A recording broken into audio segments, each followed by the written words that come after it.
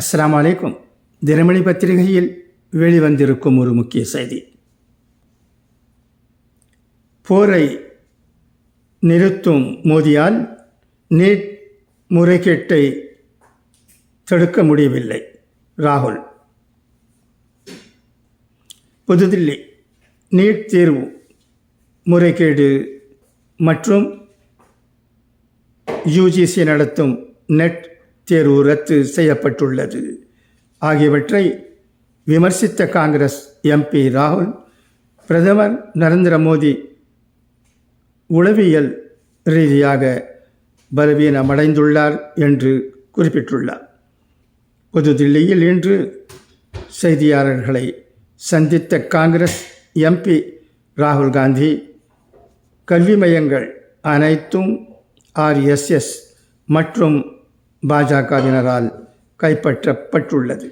அவை மீட்கப்படும் வரை வினாத்தாள் கசிவு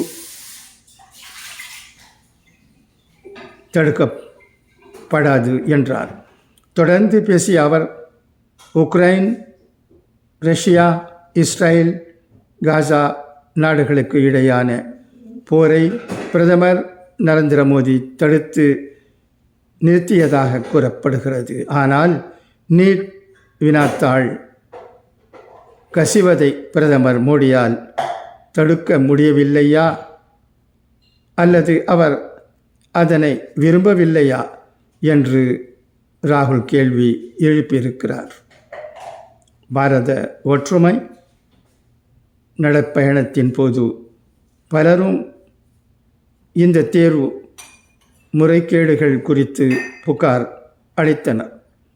மத்திய பிரதேசத்தில் வியாபம் தேர்வு மற்றும் ஆள் சேர்ப்பு ஊழல் பற்றி குறிப்பிட்ட ராகுல், வியாபம் ஊழல் நாட்டின் பிற பகுதிகளுக்கும் விரிவுபடுத்தப்பட்டுள்ளது என்று நீட் முறைகேடு சர்ச்சையை பற்றி கூறியுள்ளார்.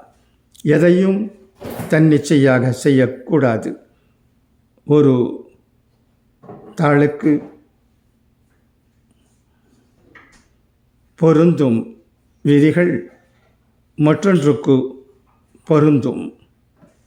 நீட் வினாத்தாள் கசிவு விவகாரத்தை நாடாளுமன்றத்தில் எதிர்க்கட்சிகள் எழுப்பும் என்றார் ராகுல் காந்தி.